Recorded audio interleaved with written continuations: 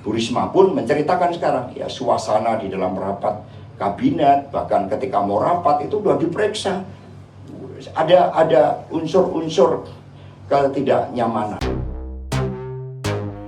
Sekretaris Jenderal PDIP Hasto Kristianto buka-bukaan soal suasana tidak nyaman dalam kabinet di tengah dinamika politik Indonesia.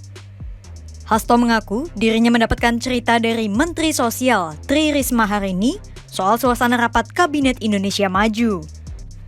Pada Selasa 30 Januari 2024, Hasto menuturkan pengakuan Risma bahwa ketika rapat ada pemeriksaan yang membuat suasana menjadi tidak nyaman.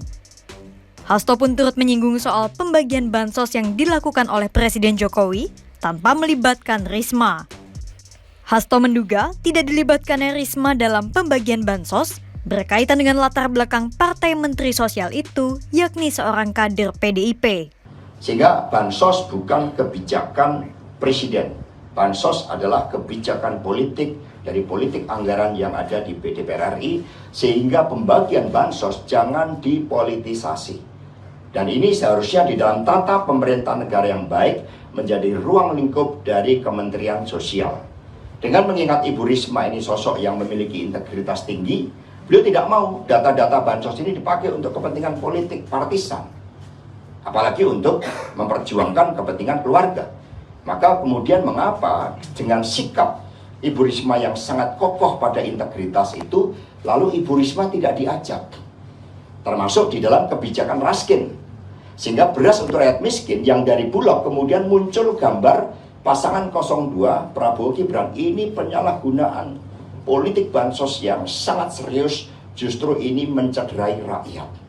Dan ini tidak sesuai dengan tata pemerintahan negara yang baik. Bahkan Bu Risma pun menceritakan sekarang, ya suasana di dalam rapat kabinet, bahkan ketika mau rapat itu sudah diperiksa.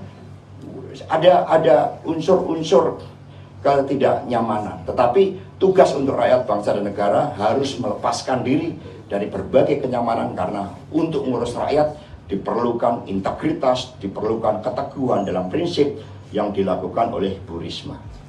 Hasto pun khawatir solidaritas para Menteri Kabinet Indonesia Maju tak lagi seperti dulu.